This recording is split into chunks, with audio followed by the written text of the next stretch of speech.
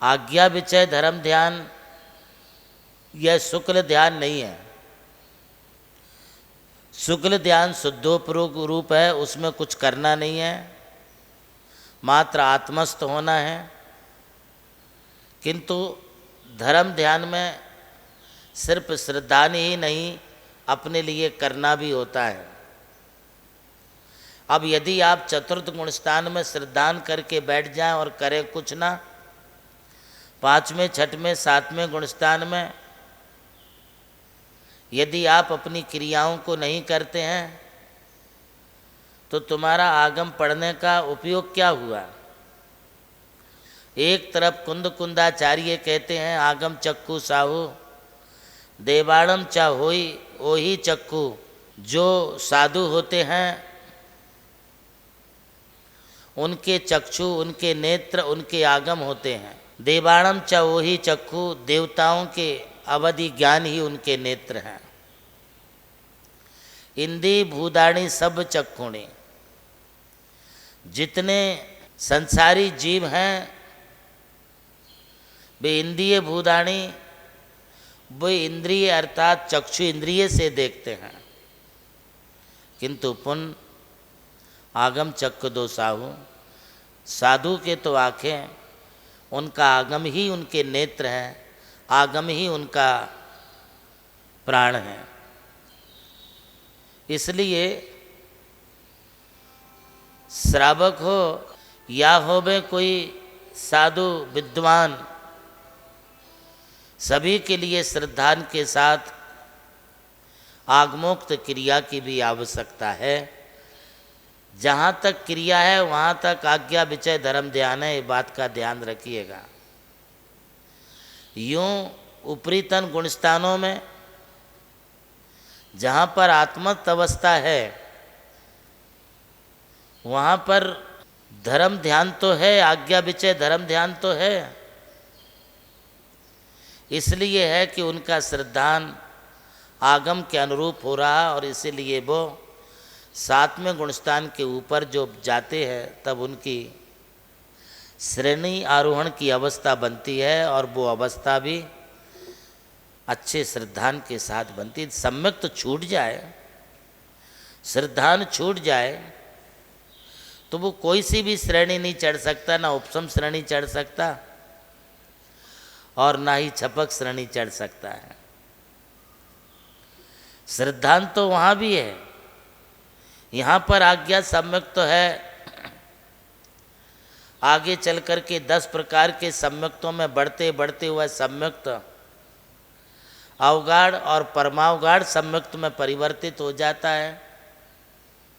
आपकी संसारी जीवों की श्रद्धा में कभी किसी कारणवश तुम्हारी श्रद्धा विचलित होती है, यदि तुम्हारा काम नहीं बना, तुम्हारा भगवान मंदिर में यदि तुम्हारी मन के अनुकूल नहीं हुआ तो तुम भगवान को भी गलत ठहरा देते। जान दो अपने को दूर रहना ही अच्छा है, नहीं आएंगे मंदिर, अपन अपने घर से ही भगवान को भज लेंगे, ऐसा भी कुछ लोग बोल देते हैं। यदि तुम्हारा स्वार्थ नहीं सदा, जान दो भाई हम तो मुनिराज के लिए दूर से ही हाथ जोड़ लेते, अपन अपना कोई उनसे हमारा कोई नाता नहीं, कोई संबंध नहीं। यदि इस प्रकार के परिणाम तुम्हारे पैदा होते हैं तो तुम्हारा कितना भी तुम ध्यान करते होंगे, कितना भी स्वाध्याय करते होंगे, किंतु तुम्हारा श्रद्धान तो भगवान से उठ गया, तुम्हारा श्रद्धान तो गुरु से उठ गया, तुम्हारा श्रद्धान तो आगम से उठ गया। अब तुम्हारे लिए आज्ञा विचय धर्म ध्यान वहाँ पर नहीं रहा।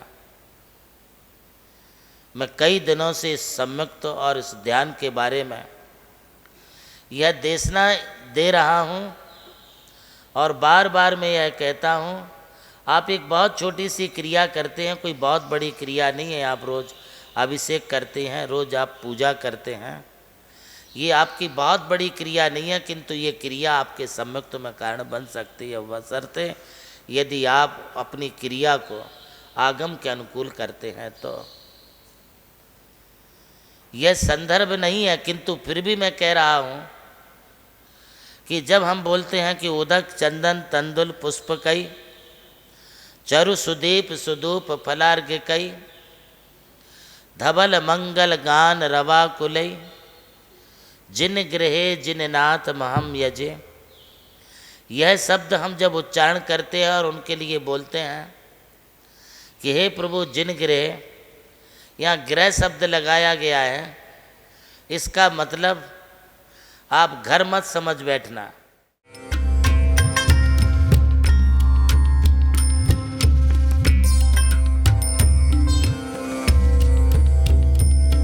जैन धर्म केवल धर्म नहीं, जन जन का धम है। यही है इस धर्म की संस्कृति। सन 2010 चातुर्मास के दौरान मांगी तुंगी और गजपंथा की तीर्थ यात्रा के बाद एक रात्रि गजपंथा की पहाड़ियों पर विश्राम करते समय आचार्य श्री देवनंदी जी महाराज को एक दिव्य स्वप्न प्राप्त हुआ। स्वप्न में उन्होंने देखा कि एक ऐसा तीर्थ जिसकी कोई कल्पना भी नहीं कर सका था, एक ऐसा स्थान जहां पंच परमेष्ठियों की भव्य मूर्तियां हों, एक ऐसा समव शरण जो समर्पित हो जैन धर्म की शाश्वत परंपरा को। उस दिव्य संकेत को जीवन में उतारने के लिए आचार्य श्री कुंथलगिरी की ओर विहार पर निकल पड़े। वहां एक श्रद्धालु ने अपनी भूमि पूज्य गुरुदेव को समर्पित की और यहीं से आरंभ हुई मुंबई आगरा हाईवे NH3 स्थित णमोकार तीर्थ के निर्माण की महायात्रा। ये वही भूमि है जिसे राम टेकड़ी कहा जाता है, जहां भगवान रामचंद्र जी ने 12 लाख वर्ष पूर्व तपस्या की थी। आज यही भूमि बन रही है जैन संस्कृति का जीवंत प्रतीक णमोकार महातीर्थ। यहां बन रही है 51 फीट ऊंची अरिहंत परमेष्ठी की मूर्ति, चारों दिशाओं में 31-31 फुट ऊंची अन्य परमेष्ठियों की मूर्तियां। कुल मिलाकर एक अद्वितीय समवशरण की रचना है जिसका वर्णन Guinness book of world record में दर्ज हो चुका है।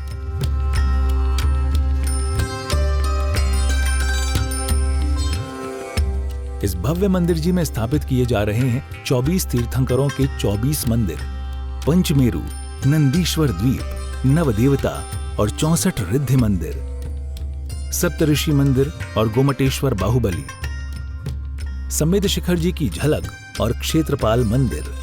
यहाँ पर अब तक 250 से अधिक कमरे निर्मित हो चुके हैं, जिनमें 75 साधु साध्वियों के लिए एवं यात्री निवास आधुनिक सुविधाओं से युक्त है। AC रूम, भोजनशाला, कैंटीन और विशाल गुरु मंदिर। णमोकार तीर्थ का भूमि पूजन 8 फरवरी 2014 को संपन्न किया गया था और आज लगभग 10 लाख स्क्वायर फीट से अधिक निर्माण पूर्ण हो चुका है और अब यह दिव्य तीर्थ अपने चरम आयोजन की ओर अग्रसर है। 2026 में जिन शासन के वरिष्ठतम आचार्य परम पूज्य साधना सम्राट गणाधिपति गणधराचार्य श्री कुंथु सागर जी महाराज के सानिध्य में एवं परम पूज्य प्रज्ञा श्रवण सारस्वताचार्य श्री देवनंदी जी महाराज की प्रेरणा एवं निर्देशन में 400 से अधिक साधुओं की उपस्थिति में आगामी 6 से 13 फरवरी 2026 में णमोकार तीर्थ का भव्याति भव्य अंतर्राष्ट्रीय पंचकल्याणक प्रतिष्ठा एवं महामस्तकाभिषेक महोत्सव का आयोजन होने जा रहा है। खुल रहा है पुण्य का द्वार, जो करेगा भव पार।